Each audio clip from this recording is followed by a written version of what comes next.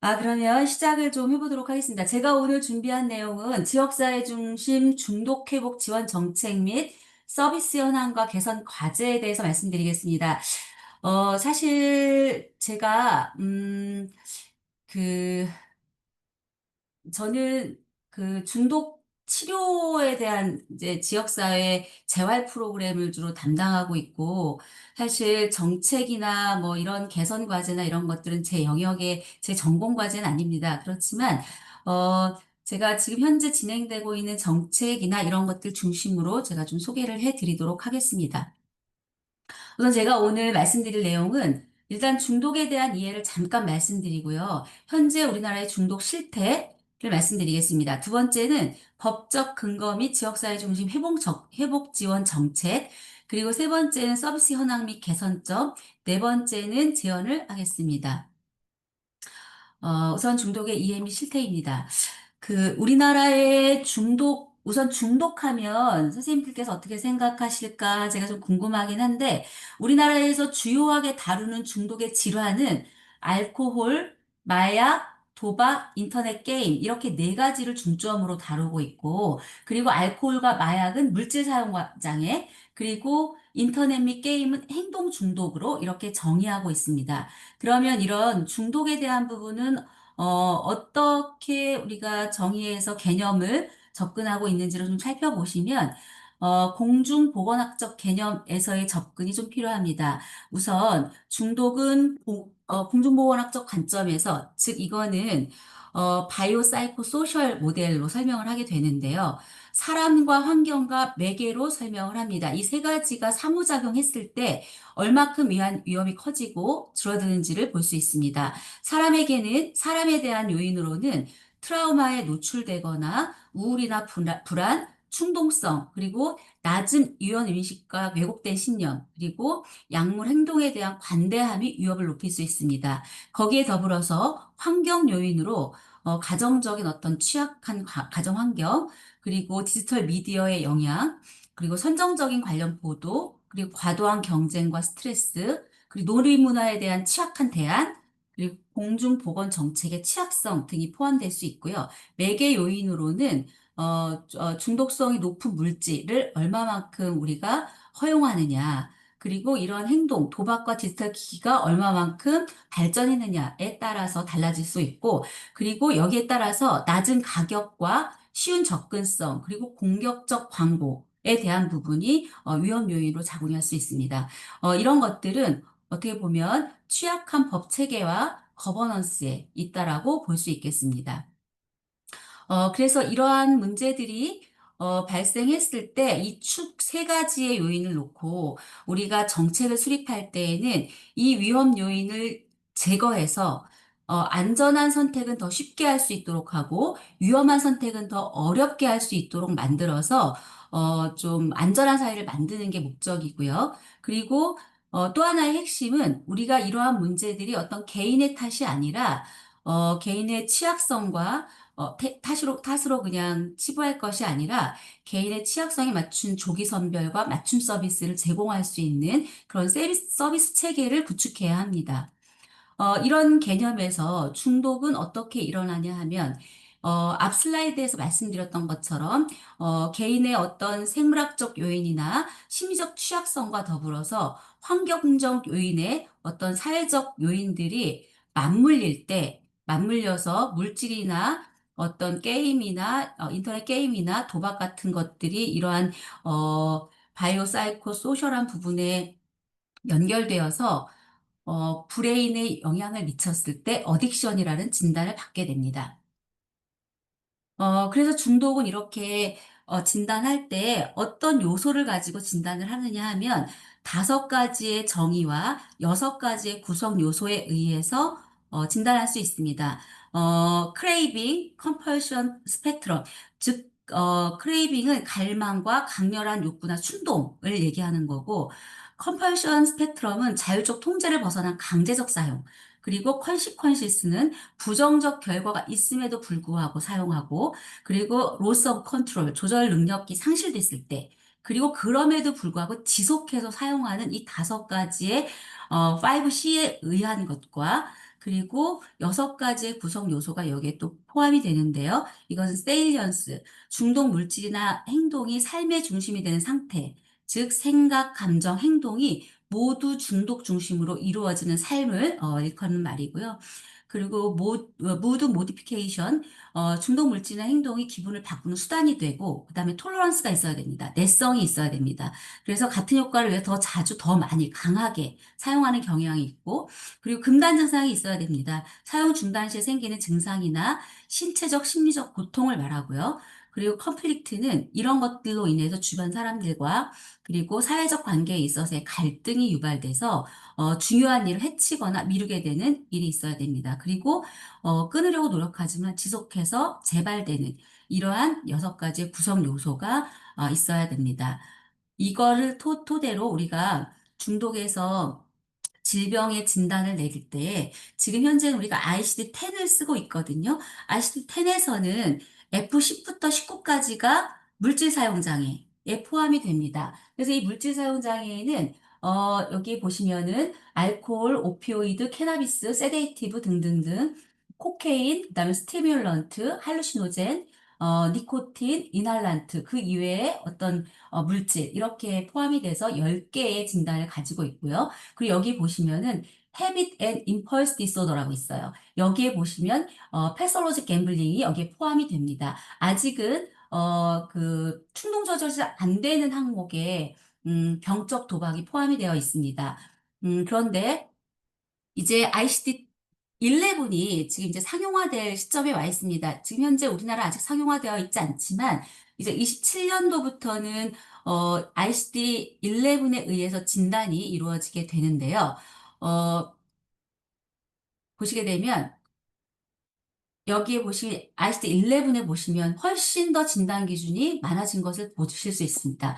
여기에는 왜냐하면 합성 마약이 더 많아졌고, 마약의 종류가 훨씬 더 종류가 다양해졌기 때문에, 신세틱 캐나비노이드라는 이런 것처럼 합성 마약에, 합성 대마, 합성 마약, 이런 것들이 더 많아지기 때문에 점점 이 종류가 더 다양해지고 있고요. 그리고 여기에 보시면은, ICD-10이랑 또 달라지는 부분이 뭐냐 하면, disorder due to addictive behaviors가 생겼다는 겁니다. 그래서 기존에는 헤빗의 문제로 봤던 것들이 갬블링 디소더와 게이밍 디소더가 포함된다는 것입니다. 그래서 우리나라에 지금 굉장히 핫 이슈가 되고 있는 게 게이밍 디소더에 대한 부분을 그 인터넷 게임 산업에서는 굉장히 우려를 높게 표명하고 있고 이러한 부분들이 질병 코드화 돼야 된다는 거에 대해서 굉장히 반대를 많이 하고 있습니다. 그래서 우리나라에서는 ICD-11이 27년도부터 개정된 것으로 사용해야 하나, 이게 어떻게 될지 지금 좀 찬반론이 굉장히 많은 상황입니다. 그래서 점점 중독의 문제는 더 심각해지고 있고 중독의 파이는 점점 커져가고 있는데 그거에 비해서 우리나라는 중독 문제를 해결할 수 있는 인프라가 극히 부족하다는 것을 말씀드리고 싶습니다. 다음 슬라이드입니다. 그럼 점점 이렇게 늘어나는 중독의 문제가 실태를 좀 살펴보도록 하겠습니다. 우리나라 4개의 꼭지로 제가 지금 말씀을 드리는데요. 여기에 지금 제가 인터넷 게임 중독이라는 말을 쓰지 않았습니다. 그 이유는 뭐냐면 인터넷 게임 중독은 현재 지금 진단 기준에 포함되어 있지 않은 상태이기 때문에 인터넷 게임 중독이라는 말만 나와도 굉장히 지금 태클이 많이 걸리고 있는 상황이어서 지역사회에서 어떤 홍보 사업을 할 때에도 인터넷 게임 중독이라는 말을 잘 사용하지 않습니다. 그래서 디지털 기기 이용장애 이런 말들도 사용하고 있습니다. 그래서 보시면 알코올 같은 경우에 평생 유병률이 11.6%이고요. 그리고 청소년 통계를 보시게 되면 최근 30일 음주율이 11.1%에 달합니다. 그리고 만취 경험률이 12.4%에 달합니다. 그리고 사회경제적 비용은 연간 15조 원에 되는데요. 이건 2010년 자료입니다. 최근 자료는 없습니다. 그래서 이런 상태로 조금 심각한 알코올 문제를 볼 수 있고요. 그리고 이제 마약에 대한 부분을 보시게 되면 마약은 마약 중독 뭐 이렇게 우리가 질병 기준에 포함되어 있긴 하지만 실태 조사를 할 때 마약 중독의 일반인들의 실태 조사를 그렇게 하지는 지금 못하고 있습니다. 계속해서 실태 조사를 해나가고 있지만 아직은 좀 평준화 실태 조사가 전 국민을 대상으로 한 실태 조사가 거의 없기 때문에 지금 뭘로 실태 조사를 보냐 하면 마약사범 적발 인원이 얼만큼이냐에 따라서 우리가 심각성을 보게 되는데요. 2020년에 18,000명이었는데 2023년에 27만 6,100명으로 일십, 백, 천만, 27,611명으로 53%가 증가했고, 24년도에는 조금 줄었지만, 2만 3천 명 정도에 달하는 이런 적발 인원수가 굉장히 많이 늘었습니다. 그리고 더 문제가 지금 되고 있는 것은 청소년 마약 사용 평생 유병률이 2.6%나 된다는 것입니다. 수원시에서 작년에 저희가 조사를 했는데 수원시는 5.6%가 사용해 본 경험이 있다라는 실태 조사가 나타났습니다. 그리고 사용 마약 약물로는요. 대마가 제일 많았고 아편제제, 하이를 경험하게 되는 아편제제나 진정수면제, 각성제 등이 많았습니다. 진정수면제는 처방약물이 굉장히 많았고요. 그리고 ADHD 치료제를 엄마들이 공부 잘하는 약으로 처방받아서 먹이는 문제들이 발생하면서 점점 이런 처방약물에 대한 문제도 확산되고 있습니다. 그리고 마약류 중독은 청소년, 청년층 중심으로 점점점 확산되고 있다는 것이 문제입니다. 제가 뒷슬라이드에서 청년층의 문제를 보여드리도록 하겠습니다. 도박의 문제입니다. 성인 도박 문제 경험률은 5.5%로 굉장히 높은 수준이고 청소년 경험률도 재학생이 4.3%, 학교 밖 청소년이 12.6%에 달합니다. 이것은 온라인이나 모바일에 대한 불법 도박 접근성이 증가됨에 따라서 발생되는 요인이라고 생각하고 실제로 청소년 도박 위험군에 우울이나 충동 조절 문제가 동반된다는 연구 결과가 있습니다. 인터넷 디지털 기기에 대한 부분을 살펴보게 되면 보통 스마트폰 과의존이라는 걸로 실태 조사를 하게 되는데요. 이거 청소년은 42.6%나 됩니다. 그리고 유아동에 있어서는요. 3세에서 5세가 24.8%, 6세에서 9세가 25.1%에 달합니다. 굉장히 심각한 비율입니다. 그리고 저연령층에서 이러한 문제는 저연령층의 조기 개입의 필요성이 높게 대두되고 있습니다. 그리고 50% 이상에서 정서 및 관계에 어려움이 발생된다는 조사 결과가 나왔습니다. 조금 더 살펴보겠습니다. 마약류 사범에 대한 부분을 조금 더 말씀드리면 10대에서 20대가 굉장히 급증하고 있고 여성이 2배 이상 늘어났습니다. 보시면 40년간 약 20배가 증가했는데요. 1985년도에 이때에는 마약 청정국이었습니다. 이때 11,900명에서 지금은 23년도에 27,000명, 그리고 24년도에 23,000명으로 무려 40년간 20배가 증가한 이런 사례를 볼 수가 있고요. 그리고 10대에서 20대의 마약 사범 수가 보시면 이렇게 19년도에 18년도에 2,180명에서 지금 8,368명이 조사되었고 청소년 비율도 1,477명이나 확 올라간 것을 보실 수가 있습니다. 그리고 특히 여성은 22년도에 4,966명의 2배가 지금 증가된 것을 보실 수가 있습니다. 그래서 이 통계는 단순한 어떤 법적 문제 단속만으로 한계가 있다는 것을 보여주고 있고 이것은 아주 긴급하게 조기 발견이나 의료 서비스나 상담 서비스 그리고 사법기관과 연계해서 치료전략 서비스로 유입될 수 있도록 하는 시스템 구축이 굉장히 중요하다는 것을 보여주고 있습니다. 그리고 청년층 마약이 이제는 보편적 위험으로 변화되고 있다는 것입니다. 청년층을 보시게 되면요, 그래프상에 20대에서 30대를 보시게 되면 가장 높은 비율을 보이고 있습니다. 그리고 평균 연령이 38.9세로 굉장히 젊은 층에서 문제가 되고 있다는 걸 볼 수 있습니다. 그리고 학력 분포를 보시게 되면요. 2009년에 중졸 이하 비중이 컸지만 2022년에 보시게 되면 캠퍼스, 고졸, 대졸, 대학원 이상의 절반이 넘습니다. 즉, 저학력 한정 문제가 아니라 캠퍼스나 직장권까지 범위가 넓어졌다라는 걸 보여줄 수 있는 부분이고요.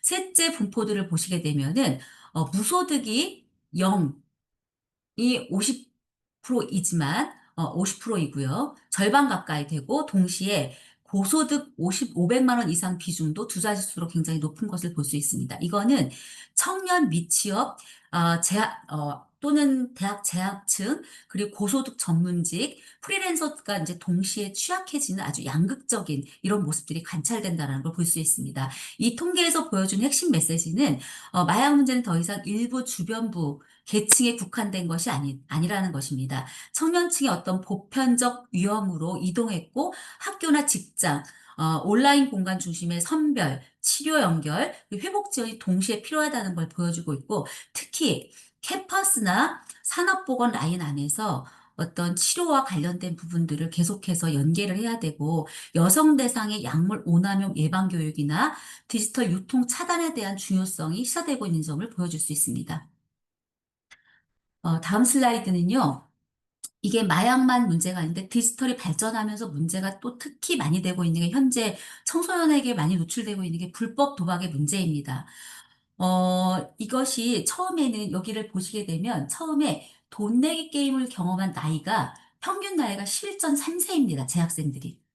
이것은 초등학교 5학년 수준이거든요. 그리고 학교 밖 청소년의 돈 내기 게임은요, 13.7세입니다. 여기 보시면 가장 높습니다. 13세, 15세가.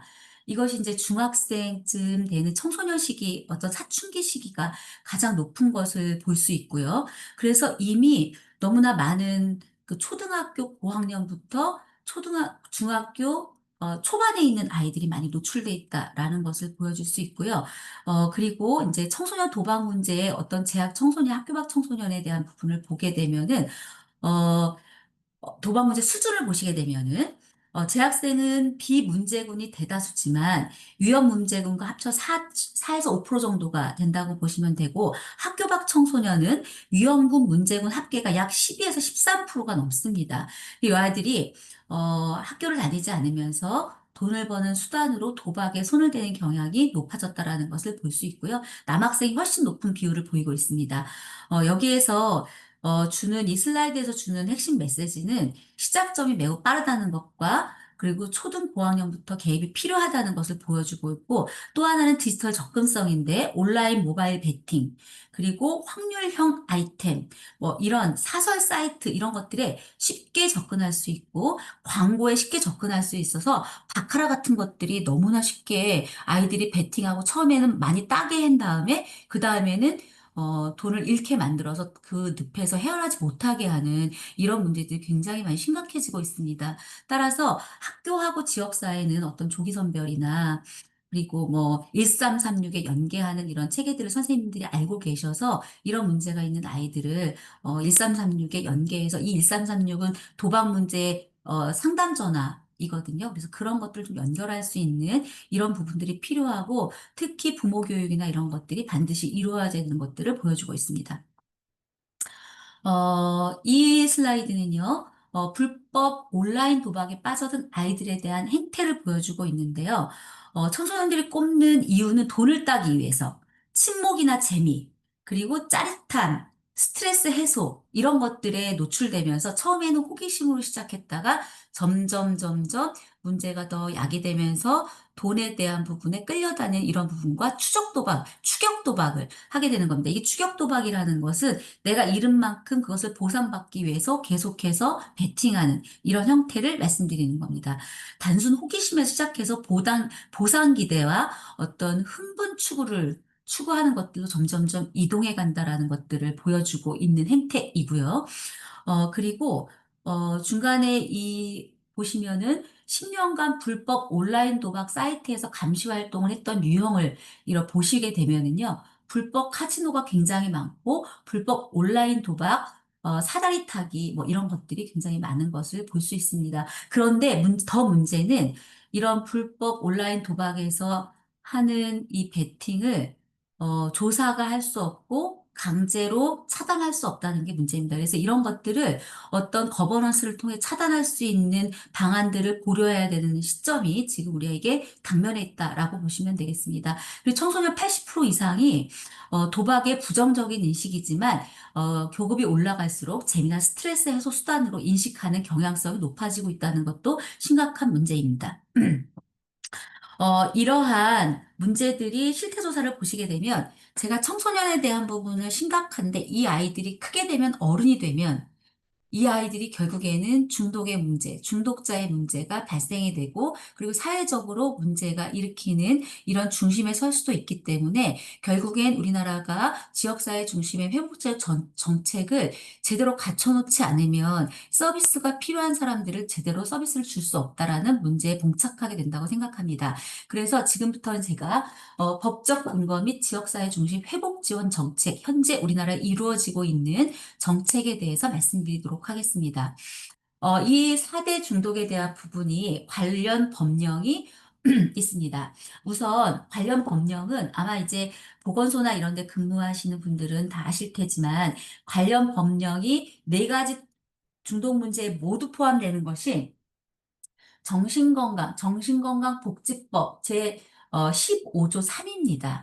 여기에 중독관리 통합지원센터를 지원하는, 운영하도록 하는 법이 있고요. 그리고 정신건강복지법 전체에서 치료재활 서비스에 대한 부분들이 어, 통합적으로 접근할 수 있도록 법령이 되어 있습니다. 그래서 이건 4대 중독에 모두 접근할 수 있고요. 알코올은 그 이외에 건강증진법, 도로교통법, 청소년보호법, 식품위생법, 학교보건법 이렇게 다양한 법에 제약을 받습니다. 그렇지만 이게 하나로 통합되어서 주무관청이 하나로 통합된 상태 서비스를 제공하는 것은 좀 어렵다는 게 가장 문제입니다.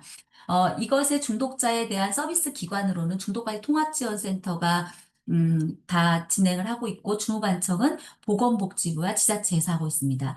마약에 대한 부분은 정신건강복지법과 마약류 관리에 관한 법률, 화학물질관리법의 제한을 받고 있고 서비스 기관으로는 마약퇴치운동본부와 함께 한걸음 센터 이고요. 그다음에 중독관리 통합지원센터가 연계하고 있습니다. 주무관청은 식약처입니다. 여기에서는 복지부의 예산이 약물의 마약에 대한 예산이 지금 현재는 거의 없다는 게 복지부가 주도적으로 나설 수 없다라는 문제입니다. 그리고 인터넷에 대한 부분은 관련 법령이 정신건강복지법과 게임산업진흥에 관한 법률입니다. 이미 진흥에 관한 법률 안에 있기 때문에 사실 치료재활 서비스를 제대로 하는 것은 조금 미흡하다고 볼 수 있겠습니다. 그리고 국가정보화진흥법, 청소년보호법이 있고 서비스 기관은 중독관리통합지원센터와 스마트 쉼센터가 있습니다. 주무관청은 과학기술정보통신부가 주무관청입니다. 관련 법령, 도박의 관련 법령은 정신건강복지법과 사행산업통합감독위원회법입니다. 서비스 기관은 도박문제 예방치유원 그리고 중독관리통합지원센터가 있고 주무관청은 국무총리 산하에 어, 사가미가 있습니다. 어, 사행산업통합감독위원회가 있습니다. 제가 뒤에서 더 자세히 설명드리도록 하겠습니다.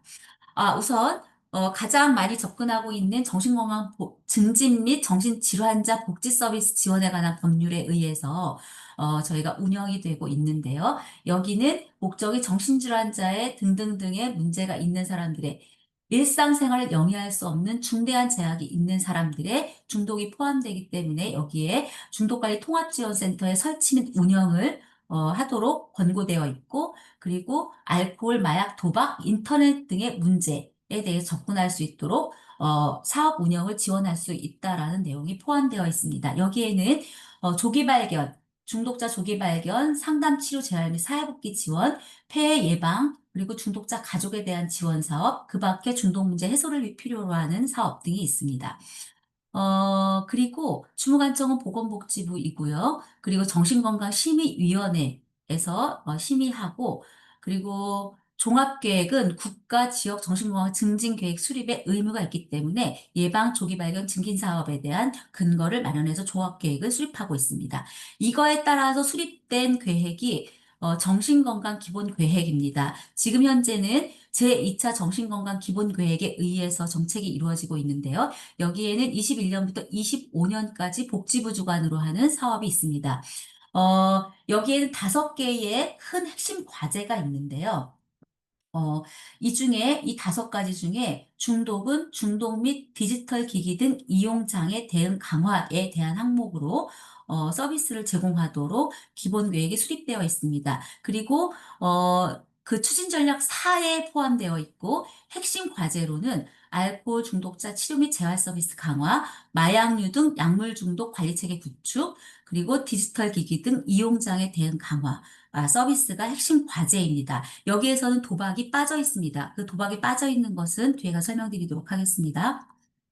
세부 내용을 보시게 되면 여기에 우선은 알코올 중독자 치료 및 재활 서비스에 대한 부분 중에 회복 지원 서비스는 여기 3번에 있는 지역사회 알코올 중독 서비스 전달 체계 개선입니다. 여기에 제2차 기본계획에 들어가 있는 것은 정신건강 광역 정신건강복지센터 내 중독팀을 신설하는 것과 중독관리 통합지원센터 인력 확충 및 확대 설치 방안이 포함되어 있었으나 광역 정신건강복지센터의 중독팀은 신설되었으나 중독관리 통합지원센터의 인력 확충이나 확대 설치는 이루어지지 않았습니다. 이제 올해가 마지막 서비스 계획, 그 정신건강 계획이 올해 이제 25년으로 이게 이제 마무리가 되고 제3차 기본계획 수립을 위한 지금 평가가 이루어지고 있는데 명확하게 어떤 부분이 이루어지고 어떤 부분이 이루어지지 않았다는 건 명확한 평가가 아직 나오진 않았습니다. 하지만 우리가 중독센터에서 확인한 바로는 중독관리 통합지원센터의 확충이 제대로 이루어지지 않았다는 점은 확실합니다. 그리고 중독자 회복을 위한 중독자 치료재활 서비스를 확충하겠다고 했으나 전문병원 신설도 되지 않았고, 그리고 중독자 전문 정신재활 시설 확충도 전혀 이루어지지 않았다는 것이 문제이고, 오히려 20개 시설에서 16개 시설로 줄어들었습니다. 이러한 것들이 인프라가 아직은 많이 확충되지 않고, 오히려 점점 인프라가 줄어들고 있는 상황을 보여주고 있습니다. 그리고 마약류 등 약물 중독 관리체계 구축인데요. 이렇게 박스, 제가 빨간색 박스 안에 넣어둔 게 바로 회복지원 정책인데요. 여기에는 중독자 치료보호 지원 확대에 대한 치료 지원 확대와 그리고 집행유예 등으로 보호관찰 받은 사람들의 3개월 동안 약물 검사 횟수를 늘리는 이런 부분들인데요.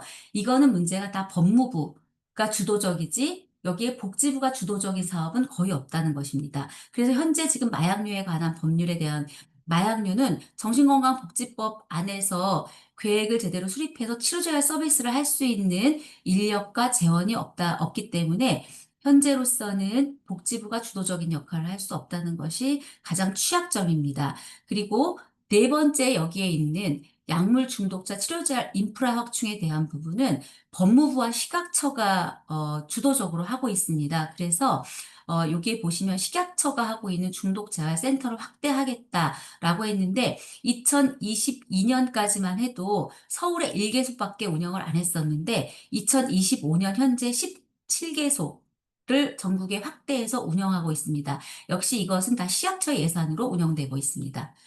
그래서 복지부가 주도적으로 하는 것은 약물 중독 전반에 대한 치료 지원 서비스에 대한 전문병원 확대인데요. 사실 전문병원 제도 도입이 아직은 되어 있지 않고 치료보호기관만 병원을 지정해서 운영하고 있는 것이 현실입니다. 다음은 중독 및 디지털 기기 이용 강화 중에 디지털 기기 등의 이용 대응 강화인데요. 여기도 마찬가지로 중독관리 통합지원센터에서 4대 중독을 하도록 되어 있고 저희가 서비스를 하도록 권고되어 있으나 현재는 디지털 이용기기에 대한 부분도 과기정통부와 사감위, 과기정통부, 여가부, 교육부, 여가부 이런 곳에서 중점적으로 하고 있어서 이 또한 보건복지부가 주도적인 역할을 하지는 못하고 있습니다.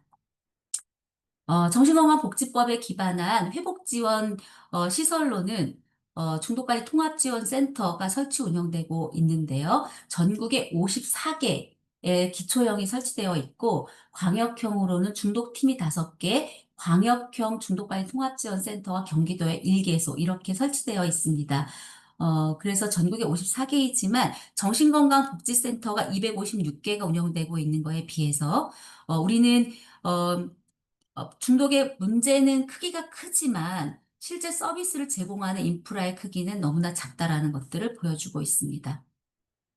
다음 슬라이드는 도박에 대한 것입니다. 도박은 정신건강 기본계획 안에도 수립되어 있지 않고 그 이유는 뭐냐 하면 사행산업통합감독위원회법이 제정되었기 때문입니다. 이게 이제 2023년, 2019년에 제정이 되어서 현재 23년도에까지 시행되고 있고 일부 개정안이 23년도에 일부 개정이 되었고요. 이것은 사행산업통합감독위원회를 설치해서 어떤 불법 사행산업이나 그리고 합법 사행산업이 국민들에게 문제가 되는 것을 제거하기 위해서 만들어졌고, 그로 인한 도박 문제 예방 치유원을 설치해서 상담 및 치료재활 서비스를 제공할 수 있도록 법이 근거를 마련했습니다.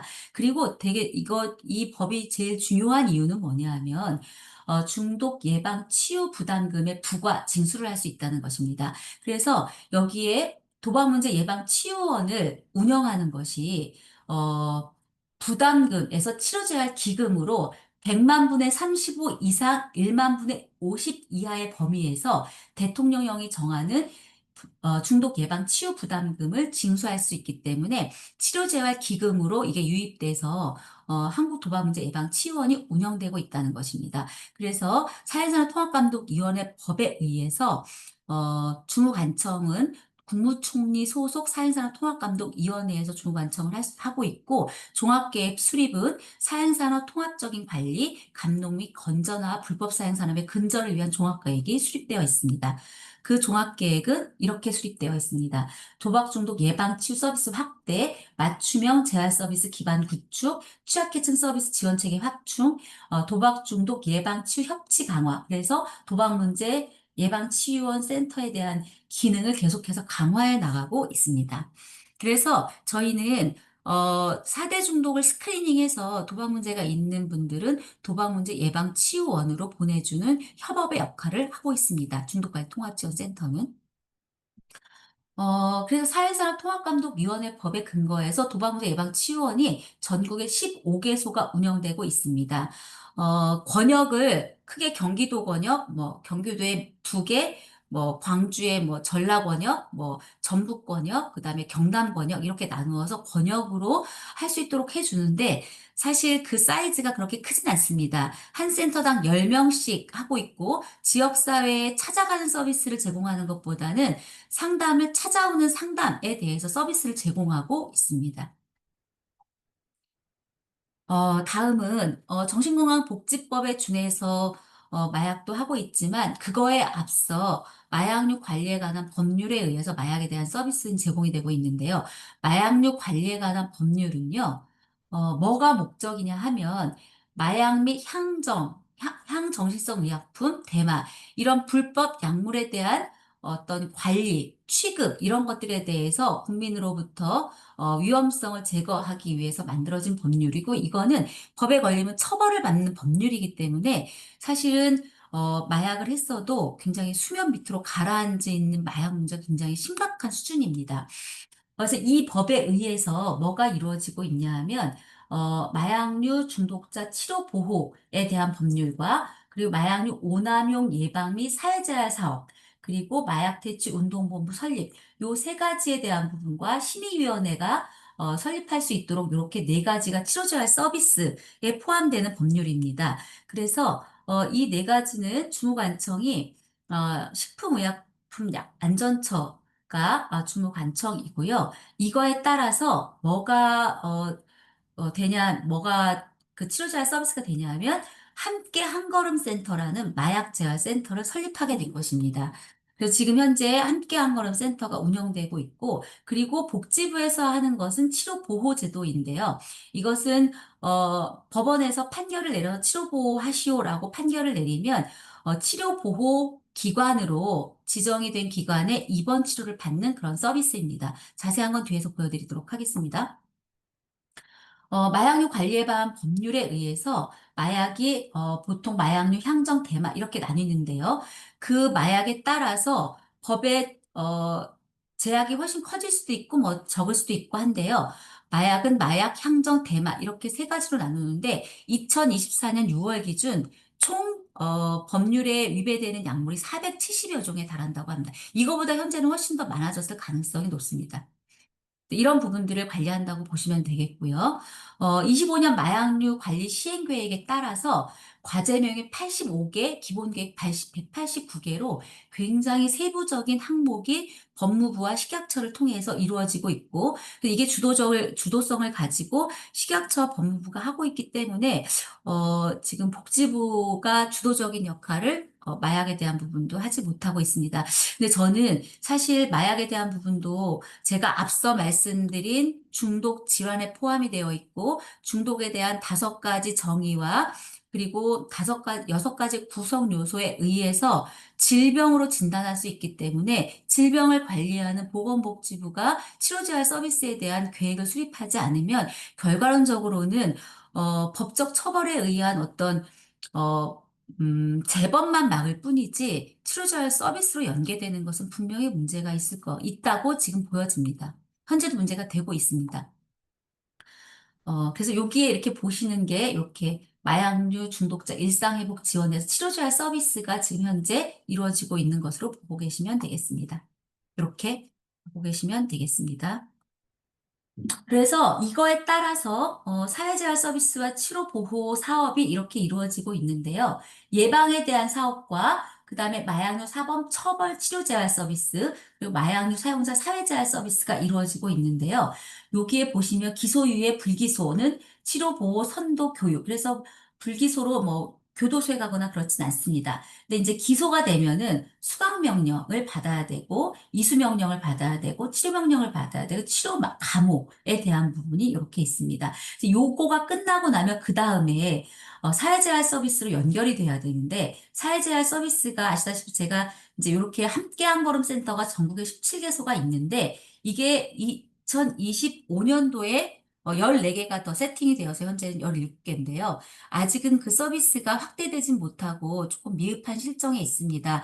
그리고 중독관리통합지원센터는 제가 뒤에 설명드리겠지만 직원이 5명에 예산이 1억 7천밖에 되지 않습니다. 기본 예산이. 그러다 보니까 5명의 인력으로 4대 중독을 다 한다는 건 어불성설이고, 알코올 중독도 제대로 관리하지 못하고 있는 게 현실이거든요. 그래서 마약에 대한 부분은 어쨌든 이런 사회재활 서비스에 함께 한 걸음 센터에서 더 확대해서 지금 현재는 교육 정도로만 되고 있는데, 연속성을 가질 수 있는 사례 관리가 반드시 도입돼야 된다고 생각하는 것이 저의 생각입니다. 그래서 중독관리센터는 유입되는 대상자들 플랫폼 형태로 스크리닝해서 도박은 도박으로 보내고, 그리고 마약은 이런 함께 한 걸음 센터로 보내는 이런 역할들을 좀 할 수 있도록 연계 체계가 잘 구축이 된다면 앞으로 아마 우리나라도 점점 이런 서비스를 받을 수 있는 체계가 더 잘 확립될 것으로 예상되어집니다. 그리고 이 옆에 있는 이 3번째 슬라이드 사진은 25년도 마약류 치료보호기관인데요. 원래는 20개에서 31개소로 늘어났습니다. 그리고 권역치료센터도 생겼고, 예전에는 예산 지원이 되지 않았었는데 8억 원의 예산 지원을 하는데 이 역시도 식약처에서 지원하고 있습니다. 그래서 지금 여기 보시면요. 31개 의료기관 중에 341명에 대한 부분이 치료 서비스를 지금 지정하고 있습니다. 다음 슬라이드 보시겠습니다. 어, 네. 그리고 이제 인터넷 게임 중독인데요. 인터넷은 너무나 많은 법이 있는데요. 그중에 이제 회복 지원 서비스는 과기부에서 하는 이런 제3조 6의 기본법에 의해서 인터넷 중독 대응센터를 설립하도록 되어 있는데 이 인터넷 대응센터가 스마트 심센터라는 곳입니다. 요거에 따라서 이렇게 주무관청이 과학기술정보통신부이고요. 맞춤형 과의존 예방교육 강화, 일상 속 건전한 디지털 문화 확산, 그다음에 위험군 상담 치유 체계 고도화, 과의존 대응력 기반 강화, 이러한 내용들의 사업을 진행하고 있고, 그 서비스는 이렇게 다양한 데와 연대해서 일반 사용자군, 위험 사용자군, 공정질환자군 이렇게 나누어서 대응하고 있습니다. 이 센터들은 전국에 어떻게 분포되어 있냐 하면 전국에 18개소가 운영되고 있고, 광역형으로 이렇게 권역별로 이렇게 운영되고 있습니다. 거기에 따른 어떤 상담은 어떤 상담과 그다음 보수교육, 예방교육 이런 것들이 이루어지고 있는데 이것 또한 찾아가는 서비스보다는 좀 교육과 그리고 상담 중심으로 이루어지고 있습니다. 다음은, 이제까지 제가 이제 서비스 정책과 서비스에 대한 현황을 좀 말씀드렸고요. 지금은 이제 좀 더 그 서비스 현황에 대한 개선점에 대한 부분을 말씀드리도록 하겠습니다. 중독은, 1차 예방과 1차 예방, 2차 조기 중재, 3차 치료 재활, 이런 서비스가 있는데, 1차 예방에는 일반 시민과 저위험군을 위한 조기 교육, 인식 개선, 공익 광고가 있습니다. 이 1차 예방은 지역사회 센터들에서 주관하기보다는 국가 체계에서의 어떤 공익사업으로 하는 것이 타당하다고 생각하는데, 왜냐하면, 음, 도박은 아마 선생님들께서 보시기에 공익 홍보가 해서는 안 된다라는 아마 이런 공익 홍보를 보셨을 것입니다. 그런데 알코올은, 공익 홍보가 없습니다. 오히려, 10시쯤 넘으면은 술선전을 너무 많이 하는 게 지금 문제거든요. 그래서 이제 이런 부분이 있고, 마약에 대한 부분도 이제 공익 광고에 대한 부분이 올해부터 강화돼서 공익 광고를 하고 있습니다. 그래서 이거는 지역 센터의 역할이라기보다는 어떤 공익 광고에 대한 부분은 국가 차원에서의, 로 이루어져야 된다고 생각합니다. 2차는 조기중재인데요. 위험군을 선별하고 단기 개입 치료 의뢰를 하는 과정이고 조기중재 프로그램을 해서 이런 사용자에게 즉 질환으로 넘어가지 않도록 하는 서비스입니다. 그리고 3차 서비스는 질환으로 이완된 경우에 중독자를 발굴하고 사례 관리를 하고 재활 및 자활훈련을 하고 중독자 가족 지원 서비스와 주거 지원 서비스들을 해서 중독으로부터 안전한 사회를 구현하는 것이 목표입니다. 이것이 프로세스인데 이걸 위해서는 중독관리통합지원센터나 함께 한걸음센터, 도박 예방치유센터뿐이 아니라 자조 모임이나 주거시설 공동생활가정, 그다음에 이용시설, 직업훈련시설, 정신과 병의원, 1차 의료기관이 통합적으로 연대되어 있을 때 치료재활 서비스가 더 강화될 수 있다는 것을 보여주고 있는 프로세스입니다. 그렇다면 우리가 이런 과정에 의해서 알코올 중독과 마약과 도박, 그리고 인터넷에 대한 1차, 2차, 3차 예방이 어떻게 이루어지고 있는지를 보여드리고 있습니다.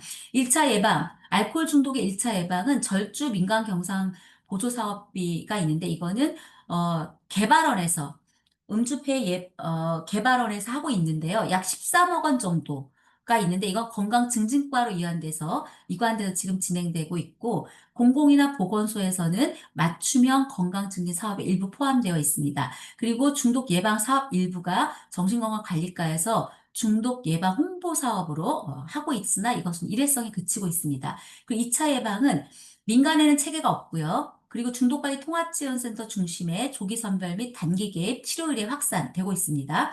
그리고 고위험군 조기 개입 프로그램이 있으나 이것은 상당히 미흡한 실정에 있습니다.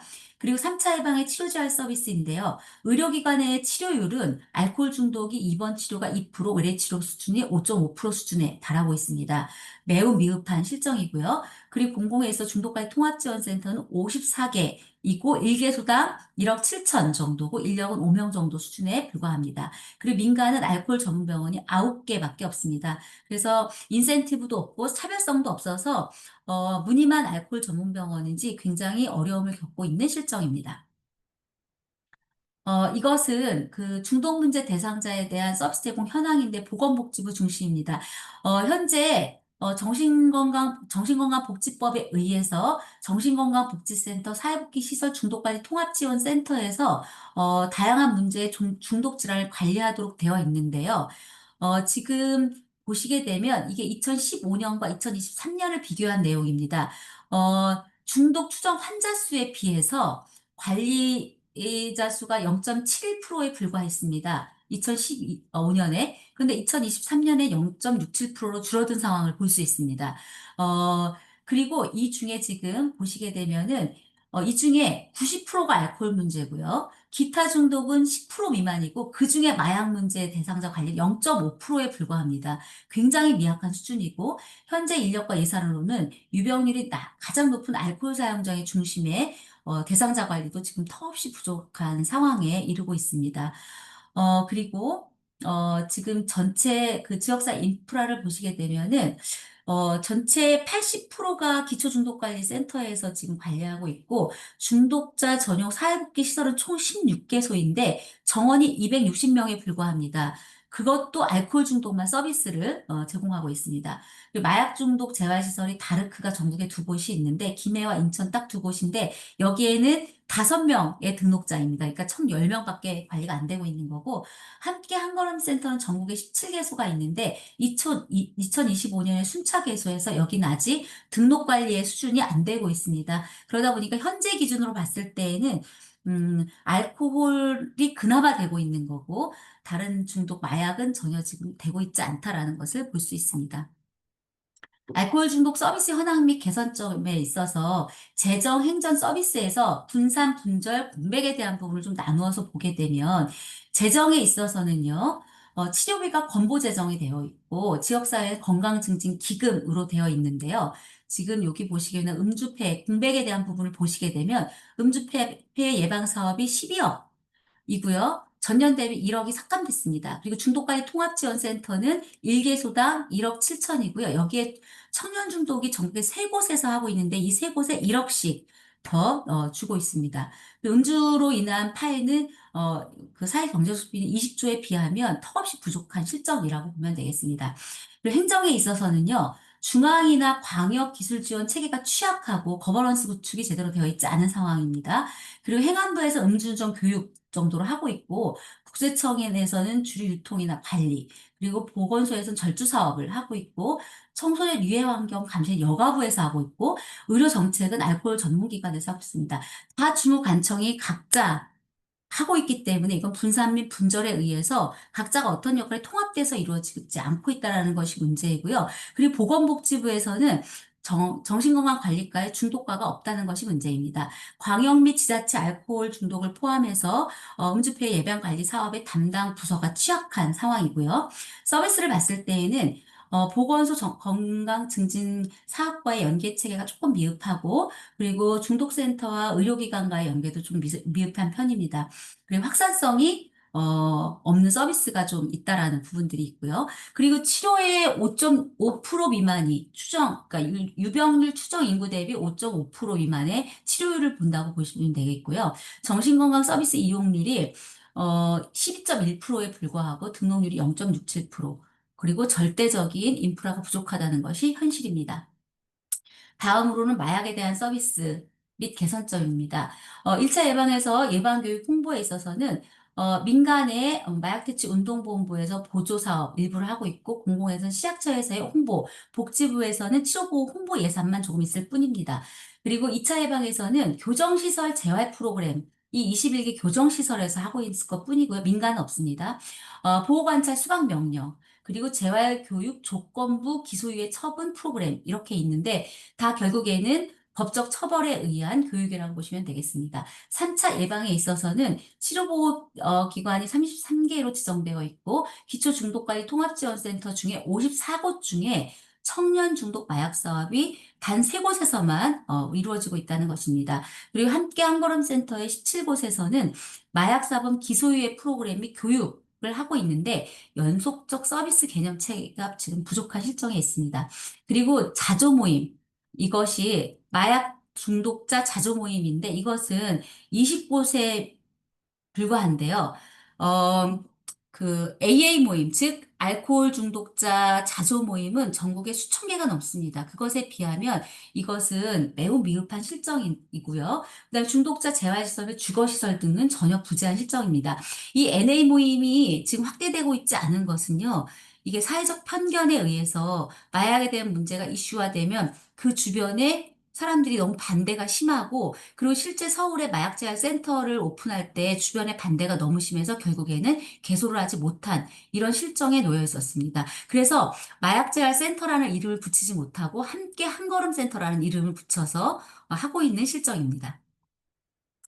마약 중독 서비스 현황 제가 아까 이 표 보여드렸는데요. 이 표가 지금 보여주는 것은 각 프로그램의 수준별 내용과 서비스에 대한 명확한 기준이 정립되지 않아서 취약해서 연계 체계가 제대로 이루어지지 않고 있다는 것과 치료 교육, 재활 서비스가 상호 병렬적으로 있어서 중독 치료 개념에 맞지 않은 부분도 있고요. 각각의 수준에 적용할 프로그램과 인력의 표준화가 이루어지지 않아서 중구난방으로 지금 현재 서비스가 이루어지고 있다는 게 평가입니다.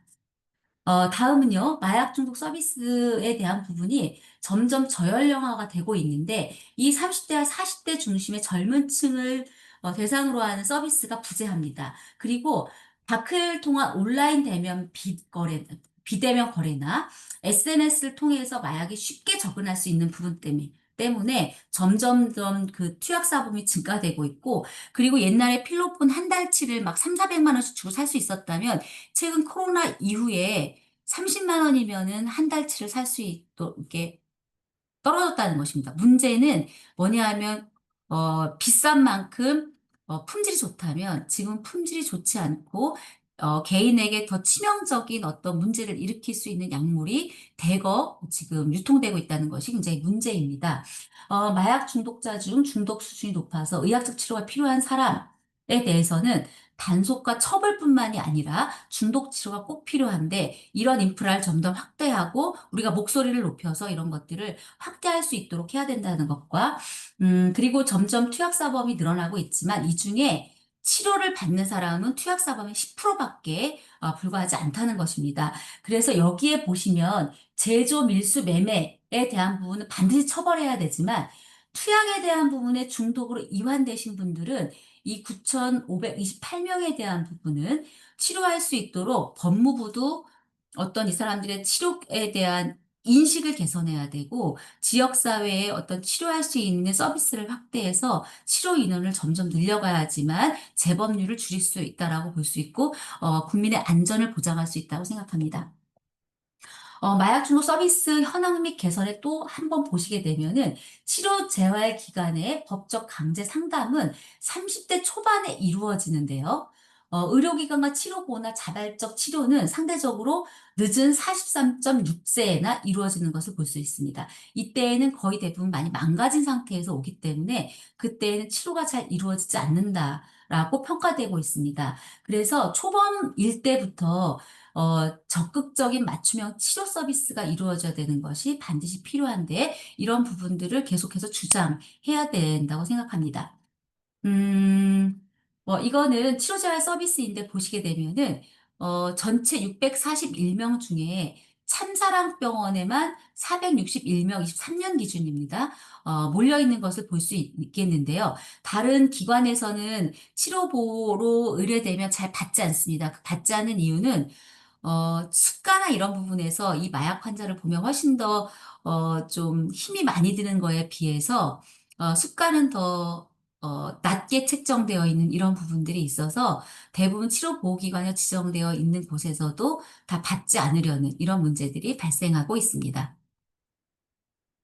그래서 마약 중독 서비스에 대한 현황 및 개선점은요, 이런 것들이 있습니다.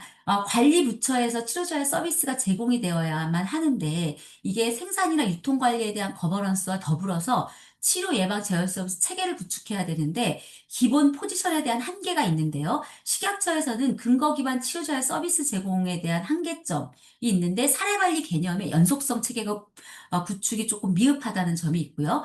보건복지부는 별도 법 체계가 없어서 치료 보호 제도에만 스스로 역할을 제한한다는 것이 문제입니다. 그래서 앞으로는 그 사회재활센터의 함께 한걸음 센터의 프로그램의 질적인 관리 체계를 좀 더 높여야 되는데 이것이 현재 부재하고 효과성 근거 기반 치료재활 서비스 연구 체계 개발도 지금 현재 부재한 상태이고 정신의료 서비스나 응급의료 서비스 등과 같은 연계 체계도 매우 취약한 상태입니다.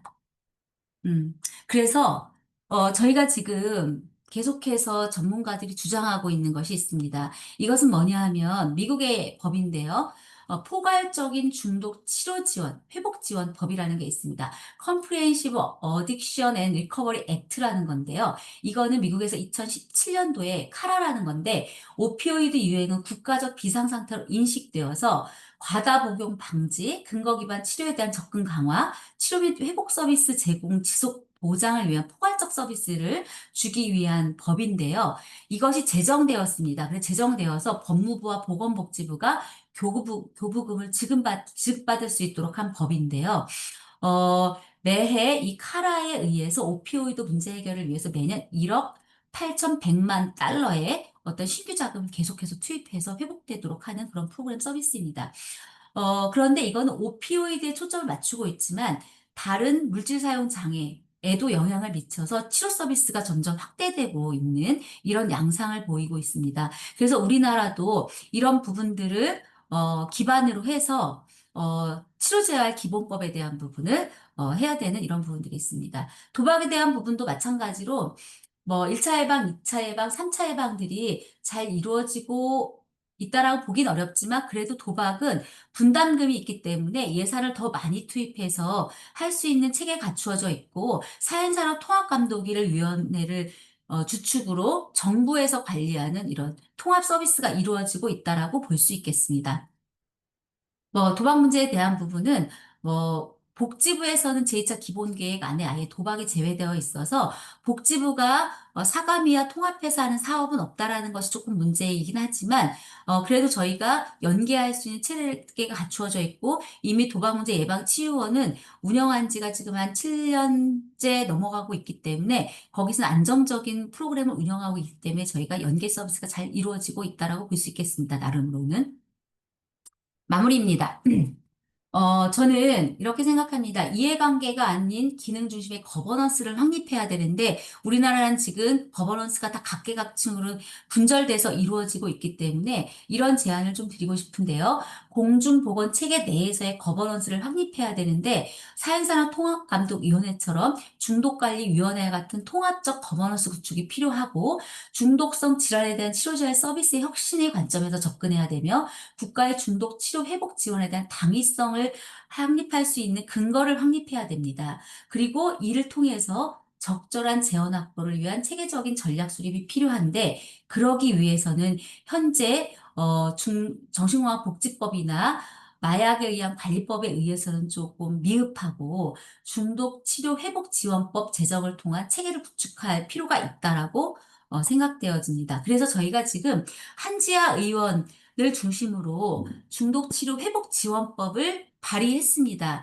그런데 저희가 작년부터 준비해가지고 지금 계속해서 세미나를 하고 있고 그리고 이 중독치료 회복지원법이 필요하다는 것을 계속 하고 있는데 지난 연도에도 4번에 걸쳐서 했었고 올해도 지금 하고 있습니다. 그런데 지금 국회에 올라가 있는데 이게 지금 잘 되고 있진 않습니다. 이 내용은 뭐냐 하면 이런 내용을 담고 있습니다.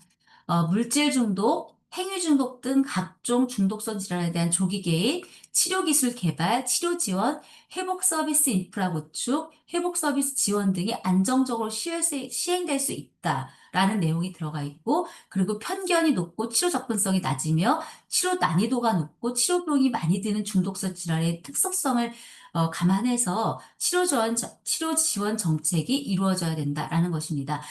이거는 어떤 예를 들었냐면 국가암관리나 응급의료, 심혈관계 질환이나 치매 관리센터처럼 그런 것들을 좀 더 부각해서 할 수 있는 중독 치료에 대한 부분을 확대할 수 있는 이런 개념이 들어있고 보건복지부나 국립정신건강센터 내에 중독 전담 부서를 설치해서 운영해야 된다라는 이런 내용이 있고요. 예를 들면 국가 트라우마 센터처럼 그렇게 운영해야 된다는 내용을 담고 있습니다. 그래야만 국가 재정 투자와 그리고 시행할 프로그램과 여러 가지 사업 등에 연계해서 핵심 요소에 대한 정의를 포함해가지고 국가 체계를 구축할 수 있다는 내용을 포함하고 있습니다. 그래서 결국은 이런 법에 의해서 복지부가 주축이 되는 이런 거버넌스 구축이 필요한데 결국은 중독관리위원회와 중독정책 건강정책국으로 승진해서 이게 중독관리과를 만들고 여기에 있어서는 관련법을 제정해야 되는 이런 일들이 이제 있게 됩니다. 그리고 중독정신건강센터와 중앙중독관리센터, 중독관리기술지원단 같은 것들이 거버넌스가 구축이 되면서 그 밑에 지자체에 중독관리 통합지원센터나 중독재활 시설 등이 더 확대될 수 있는 재원을 마련해야 된다고 생각합니다. 그렇게 된다면 결국에는 그런 법에 의해서 지역 기반의 중독센터나 회복지원 재활센터가 더 확대될 것이라고 생각하고요. 현재 54개만 있는 센터들을 전국으로 확대하고, 그리고 30만 인구 이상의 지자체에 모두 설치하고, 평균 4명에서 5명 정도밖에 없는 규모를 15명까지 확대해서 중독 치료의 지속성을 할 수 있는 사례관리 서비스와 재활 서비스를 더 확대하고, 그리고 지역 특성에 맞추어서 그 특성의 중독이 높은 중독을 더 많이 기능화해가지고 특화해서 서비스를 제공할 수 있도록 하며, 그다음에 중간집, 뭐 단중독 주거시설, 주간재활센터 이런 것들이 다양하게 제공할 수 있는 서비스 기반이 마련되어야 된다고 생각합니다. 이거는 보건복지부가 21년도에 보건복지부 정신건강 증진사업 기관 역할 정립 및 인프라 확충 방안에 대한 연구를 했습니다. 여기에서 나온 연구에서는 인구 10만 미만에는 정신건강복지센터의 중독침을 신설해서 서비스를 제공하고, 인구가 20만 이상인 데에는 96개소를 더 신설해서 보다 나은 서비스를 제공할 수 있도록 해야 된다라는 방안에 연구를 했지만, 실제로 이 연구가 실무에 적용될 수 있도록 하지는 못했습니다. 그래서 이게 좀, 적용되려면 결국에는 저는, 중독을 위한 기본법이 제정이 되어야 된다고 생각합니다. 그렇게 되면 문제의 크기와 대상군에 따라서 개입의 강도를 높일 수 있는 다양한 서비스 체계가 구축될 것이라고 생각하고, 이 표에 나와 있는 이런 서비스가 결국에는 더 많이 이루어졌으면 좋겠다는 것이 저의 생각입니다. 이렇게 됐을 때 우리가 지향하는 것은 이것입니다. 중독의 회복의 중요한 8가지 영역과 3개의 형태에 따라서 회복의 서비스를 제공할 수 있어야 되는데, 그 개인과 가족과 사회, 그리고 커뮤니티와 문화에 대한 부분으로 나누어서 결국에는 개인에게는 신체 정신 건강을 회복하고 삶의 의미와 목표를 다시 세우는 영역이고, 패밀리에 대한 부분은 가족, 친구, 동료 등 지지 체계를 확장하는 것, 그리고 커뮤니티에서는 주거, 일, 법적 안정, 지역 자원과 문화 속에서 자리 잡는 것을 포함하고 있습니다. 그것의 8가지 요소가 이 회복이라는 걸 중심으로 삶의 의미와 목적 발견, 지역사회 통합, 직업 기술, 고용과 법적 문제 해결, 동료 지지, 주거, 건강, 환경, 가족, 사회 지지 이렇게 여러 가지가 회복됐을 때 우리는 재발하지 않고 사회에 복귀할 수 있다라고 생각됩니다. 그래서 인프라 확대에서 저희가 계속해서 회복을 지원할 때에는 이것을 기본으로 계획을 수립해서 서비스를 제공하고 있다라고 보시면 되겠습니다. 결론입니다. 중독은 단순한 습관이 아니라 치료가 필요한 질병이고 효과가 검증된 치료법이 존재합니다. 중독은 개인의 선택이 아니라 아까 제가 공중보건학적 모델에 의해서 말씀드렸듯이 사회 환경의 산물로 국민을 중독으로부터 보호하기 위한 관련 업계의 사회적 책임과 공공정책 서비스가 필수적이어야 되고, 중독 예방 치료 사업은 보건, 의료와 복지 서비스의 원칙에 근거해서 제공돼야 됩니다. 너무 법적 테두리 안에서 제공되면 그 사람을 다시 사회화할 수 있는 이런 부분이 막히기 때문에 반드시 보건복지부가 주축이 돼야 된다고 생각합니다. 그러기 위해서는 법과 정확한 제도가 시행되어야 하고, 이 수반되는 재정과 근거 기반의 사업 모델이 제공되어야 한다고 생각합니다. 네, 감사합니다. 예, 이상입니다. 예, 이숙sen 사장님, 좋은 발표 감사드립니다. 역시 그 오랜 경험을 바탕으로 해서 중독, 4대 중독의 정의라든지 그 정부의 중독 관리 정책, 그리고 현재 제공되고 있는 서비스 현황에 대해서 굉장히 잘 요약해서 발표를 해주셨고요. 그리고 지금 전국에 저희 정신건강복지센터는 기초지자체별로 다 한 군데씩 지금 현재 설치되어 있는데, 지금 중독 관련 시설은 전국 겨우 54개소, 굉장히 취약한 상태인데 이런 걸 갖다가 아, 해소하기 위한 제언까지 해주셨습니다. 그래서 제가 보기에는 지금 중독 쪽에서는 굉장히 많이 준비를 하시고 한지아 의원실을 통해서 법까지 지금 발의된 상황이고, 그래서 상당히 그동안 노력을 많이 해 오셨다고 생각이 들고요. 네, 그동안 참 수고를 많이 하셨다는 생각이 듭니다.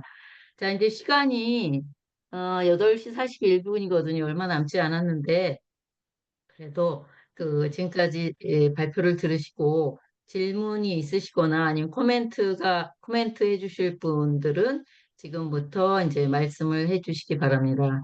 그 채팅방에다 올려주셔도 되고요. 아니면 직접 손을 들고 말씀을 해주셔도 되겠습니다. 예. 질문 있으신가요?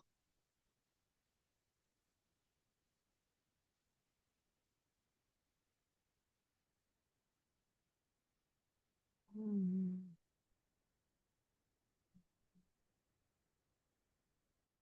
지금 그러면 질문을 해주실 분들은 채팅방에 올려주시거나 조금 준비를 해주시고요. 제가 하나 질문 드리도록 하겠습니다. 지금 그 한지아이언실 통해서 그 중독관리 기본법이 될 것 같은데, 중독치료회복지원법이 아마 발의가 된 것 같은데, 그 어느 정도 지금 진행이 되고 있나요? 발의만 돼서는 상당히 또 이게 통과되기까지 많은 시간이 걸리는 걸로 알고 있는데, 어느 정도로 진척이 되고 있는지 한 번 여쭤보고 싶습니다. 일단은 올라가 있긴 한데요. 사실 지금은 좀 막혀 있습니다. 왜냐하면 저희가 물질 사용 장애와 행위 중독을 두 개를 다 포함해서 이제 모든 중독에 대한 부분을 관리하는 법인데요. 이게 왜 그러냐면 인터넷 게임이나 이런 회사에서 적극적으로 반대하고 있고요. 그리고 사회산업통합감독위원회법이 이미 제정되어 있기 때문에 아마 중독에 대한 부분으로 기본법을 만드는 거에 대해서는 좀 미온적인 태도를 보이지 않나라는 생각이 들고요. 특히 이제 가장 국회의원들께서 문제 제기를 하는 게 뭐냐 하면은 위원회를 반드시 설치해야 되냐 이 문제를 하나 제기했고 두 번째는 지금 현재 산업화를 저해하는 요인이 될 수도 있다. 왜냐하면 주류 사업이나 어떤 합법적인 도박도 있고, 그리고 또 하나는 이제 그 인터넷 게임 산업이 우리나라가 세계적으로 굉장히 잘 이루어지고 있는데 중독이라는 걸로 너무 묶어놓으면 그 어떤 산업의 저해가 되기 때문에 그런 부분들이 좀 어렵지 않겠냐라는 것이 전반적인 의견들이시고요.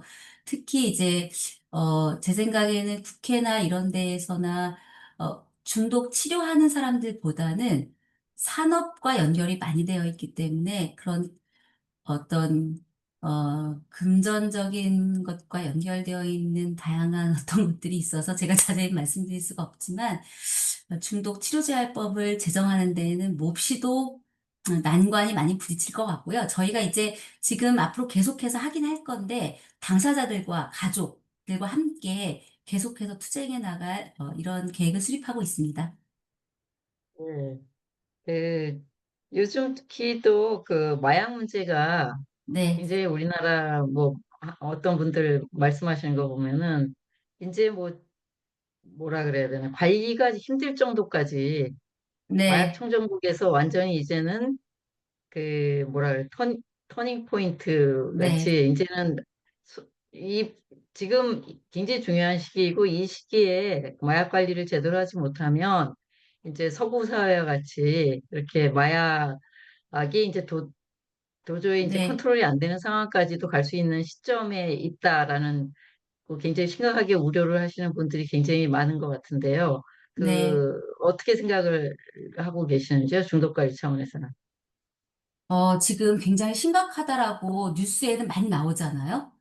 그런데 실제로 법적 처벌을 받는 사람들은 점점 숫자가 늘어나고 있는데 실제 지역사회 센터에 자발적으로 찾아오시는 분들은 거의 없습니다. 그래서 저는 수면 위로 아직 드러나지 않는다고 생각하고, 그리고 이게 처벌에 대한 문제가 있기 때문에, 그리고 어떤 사회적 편견이나 낙인 같은 것들이 존재하기 때문에 문제가 발생됐고 본인 스스로가 문제라고 인식되어져도 사실은 본인 스스로가 나타나지 않는 이런 문제가 있고요. 두 번째는 처방 약물에 대한 위험성을 간과하고 있다는 겁니다. 그래서 다이어트 약물이나 그리고 이런 처방받은 뭐 졸피뎀 같은 향정 약물이나 이런 것들은 그 위험성이 그렇게 크다고 인식되어지지 않고 있기 때문에 저는 전반적으로 국민들의 인식 개선에 대한 부분을 대대적으로 더 많이 해야 된다고 생각합니다. 현재는 그렇게 수면 위로 법적 처벌을 받는 사람들 이외에 수면 위로 드러나는 그런 분들은 거의 없고요. 제가 보호관찰소에 그 40시간 수강명령 교육을 가보니까 이게 편차가 굉장히 큽니다. 예를 들면 아주 초범 및 절반쯤. 그 다음에 아주 만성 중독이 절반. 이래서 이 갭 차이가 너무 커요. 그래서 초범인 사람들을 위한 프로그램을 따로 해야 된다고 생각하고 만성인 사람들은 그렇게 보호관찰 수강명 교육으로 보낼 것이 아니라 저는 다 치료재활 서비스를 받을 수 있는 곳으로 분류해서 보내야 된다고 생각하거든요. 근데 아직도 사법에서는 그런 치료에 대한 개념이 아직은 좀 미흡해서 판결을 내릴 때 치료 감호나 치료 보호를 보내는 경우가 아직은 좀 미흡하다고 저는 생각되어집니다. 네. 다른 선생님들 혹시 질문, 서해숙 부장님 뭐 말씀하실 거가 있을까요?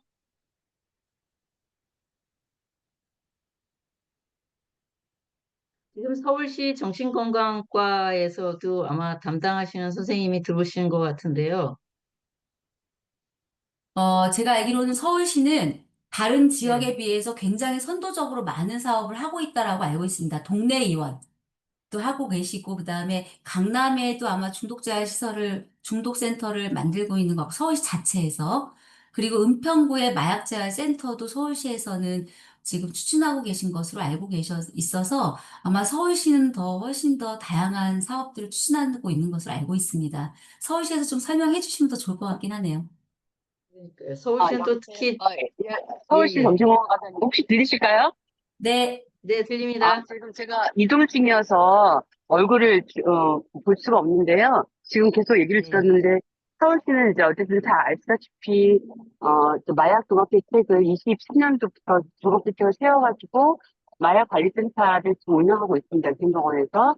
그리고 아까 조금 전에 강사님 맞아 발표해 주신 조식재 센터장님 얘기처럼 서울시의 그 강남구에서 중독 센터를 이번에 추가로 해서 서울시 4개에서 중독센터를 운영하고 있는데 사실은 각 자치구별로 조금 더 추가적으로 해야 될 필요성도 있어서 그러니까 마약과 현재는 센터에서 같이 알코올이나 마약 요번에 이제 마약을 같이 하게 됐는데 사실 상당히 부담이 많거든요. 그래서 향후에는 25개구의 중독관리센터를 만들어서 하는 방법들을 고민하고 있습니다. 네. 네. 지금 서울시는 또 게다가 정신건강과가 따로 있으신 것 같아요. 예, 예. 저는 지금은 정신건강과에서 지금 올해 3년째 정신건강 과장을 하고 있습니다. 아, 지금 과장님이신가요? 서울시 아, 정신건강 네, 그렇습니다. 과장님이신가요? 예, 예, 예. 아, 예, 예, 예. 그, 특히 서울시는 또 정신건강과까지 만들어서 굉장히 선도적으로 아마 그 음. 정신보건 문제에 접근하고 계신 것 같습니다. 네. 예. 또, 다른, 아까 은평병원에서 어떤 분이 들어오신 것 같은데, 지금 여기 들어와 계신가요? 은평병원은 특히 그 서울시립 그 정신건강 관련된 병원이잖아요. 정신건강 전문병원으로 알고 있는데, 아, 지금 안 계신가요?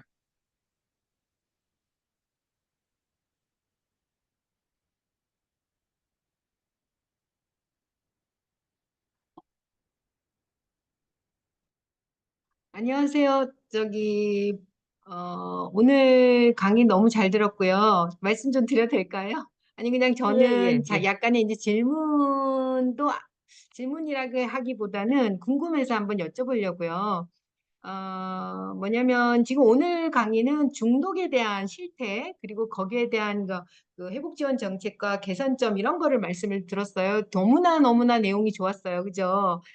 그런데 사실 지역사회에서는 아직까지 아까 수면 위로 올라오지 않았다고 그 퍼센트를 얘기를 하셨는데 마약이 근데 그것까지 저희가 이제 정말 잘 모르겠으나 현실에 부딪혀 있는 그 지역에서는 보면 아직까지는 그 알코올에 대한 중독, 그러니까 의존성이 굉장히 많아서 그분들의 그 황폐화된 그 사회 지금 문제점들이 주변을 더 악영향을 주고 있거든요. 그래서 그러한 그 가족들과 함께 이제 어떤 지원 사업들 그런 것들이 좀 개선돼야 된다고 저는 생각하는데 사실 지역 보건소의 자살 예방 사업들도 많이 하고 있거든요. 근데 그게 그 어떤 가구 대상으로 인해서 그런 것들이 다 연계가 돼야 된다고 생각하는데 그쪽에 관련된 그 지역보건소에서는 그러한 정신건강 사업들이 많이 이제 이루어져 가고 있음에도 불구하고 크게 성과를 보인다고 할 수는 없을 것 같아요. 그래서 그쪽에 대한 어떤 정책적인 지원 그런 것들 아니면 지금 사업이 잘 꾸려져 가는 사례들 이런 것들을 좀 활성화해서 보여준다든가 아니면 연계되는 서비스들이 어떻게 좀 더 잘 사례들이 보여질 수가 있었고 연계되는 거 이런 것들을 좀 더 알아보고 싶고 그런데 그런 거에 대해서 조금 여쭙고 싶어서요. 네, 제가 좀, 네, 질문 내용을 조금 다시 요약을 하면, 알코올 중독과 자살 예방에 대한 부분들의 서비스가 성공적으로 이루어지고 있는 사례들에 대한 부분을 여쭤보신 건지, 네네.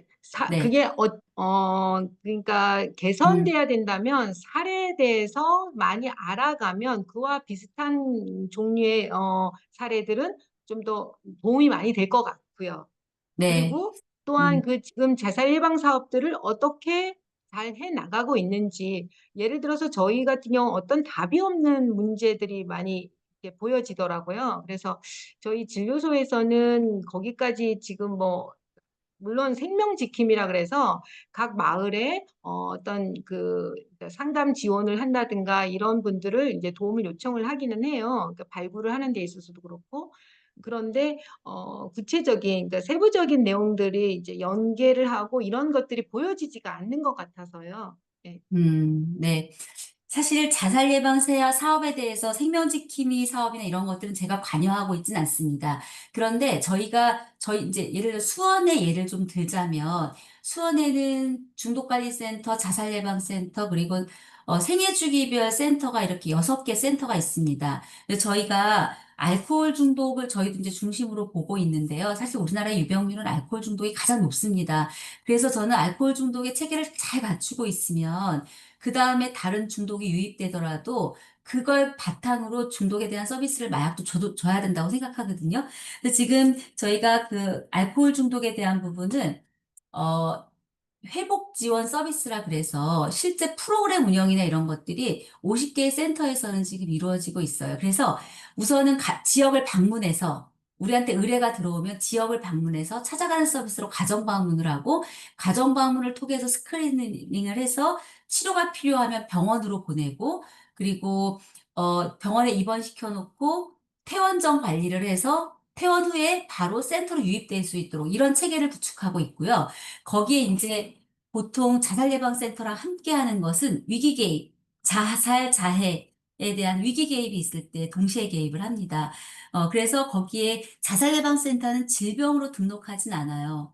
자살이나 자해가 시도된 경우에 자살예방센터가 가서 위기 개입을 한 다음에 그 위기 개입한 이후에 질병 진단이 무엇이냐, 이런 진단이 알코올이면 저희 센터에 의뢰하고, 그리고 우울이면 정신건강 성인이나 청소년인 경우에 성인 정신건강복지센터, 청소년이면 청소년 정신건강복지센터, 노인이면 노인 정신건강복지센터, 뭐 이렇게 연계를 하는 시스템을 구축하고 있습니다. 이 시스템을 구축한 게 우리 김혜경 소장님께서 주축이 돼서 이 시스템을 구축을 해 놓으셨는데요. 만약에 이렇게 우리가 알코올 중독이면서 자살의 문제가 있는 사람들에 대한 사례 관리나 아니면 서비스 제공에 대한 부분은 제가 오늘은 다 말씀드릴 수가 없고, 만약에 필요하면 사례를 예시를 들어서 사례 관리에 대한 부분으로 중독에 대한 사례 관리에 대한 부분으로 다른 세션에서 강의를 하는 것을 보여줄 수 있지. 지금을 다 설명드리기는 좀 어려울 거라고 생각합니다. 그렇지만 김영남 선생님께서 말씀하신 것처럼 알코올 중독에 대한 서비스가 잘 갖추어져 있으면 우리나라는 오히려 더 안전한 사회가 될 수 있을 것이라고 생각합니다. 김영남 선생님은 지금 현재 그 고성이죠? 고성군 아야진 보건진료소장님으로 계시고 전국 보건진료소장의 회장을 맡고 계세요. 그래서 저희 공보위원회 이사로도 활동하고 계시고 이게 농촌에서 근무하시다 보니까 아무래도 그 알코올 중독 환자분을 아마 많이 접하실 거라고 생각이 듭니다. 그래서 아마 오늘 질문을 해주신 것 같습니다. 농어촌 지역이 아무래도 고령이시고 또 일이 힘드시다 보니까 아마 거의 제 생각에 남자 어르신들 알코올 중독 아니신가요? 그럴 것 같아요. 굉장히 이렇게 자주 보시니까 그 문제의 심각성을 잘 느끼시고 질문하신 것 같습니다. 예. 지금 또 뭐 한 분 정도만 지금 시간이 거의 다 됐기 때문에 한 분 정도 질문 더 받고요. 어, 저희 오늘 세션 마무리하는 걸로 그렇게 하도록 하겠습니다. 혹시 질문 없으신가요? 아, 예. 그럼 질문 없으신 것 같은데. 그러면 잠깐 다음 저기 저희 세미나, 기획 세미나 잠깐 홍보 드리고 오늘 저희 정신보건 세미나 마지막 세션을 끝내도록 하겠습니다. 어, 저희가 그 3월부터 그 지역세 건강돌봄, 지역세 통합돌봄에 있어서 지역보건의료기관의 역할에 대한 8차례 기획 세미나를 했고요. 아무래도 원론적인 것, 이론적인 그런 세미나였고요. 이제 9월 23일부터 시즌2로 그 전국에서 시행된 그 시범 사업을 발표하는 세미나를 시작하려고 합니다. 제일 처음 9월 23일 화요일 저녁 7시 반부터는요. 그 서울시의 종로구보건소에서 시행하는 건강이랑 사업을 이 첫 발표가 될 것 같습니다. 그러니까 여기 계신 선생님들 관심 가지고 그 시즌2 건강돌봄 세미나 참석해 주셨으면 감사하겠습니다. 예, 이건 이제 저희 홍보 말씀이었고요. 오늘 너무나도 좋은 강의를 해주신 이인숙 센터장님께 감사드리고요. 그리고 저희 정신보건 세미나에 관심 가지고 참여해 주신 모든 회원님들께 감사 말씀드리면서 오늘 마지막 세미나를 끝내도록 하겠습니다. 감사합니다. 감사합니다.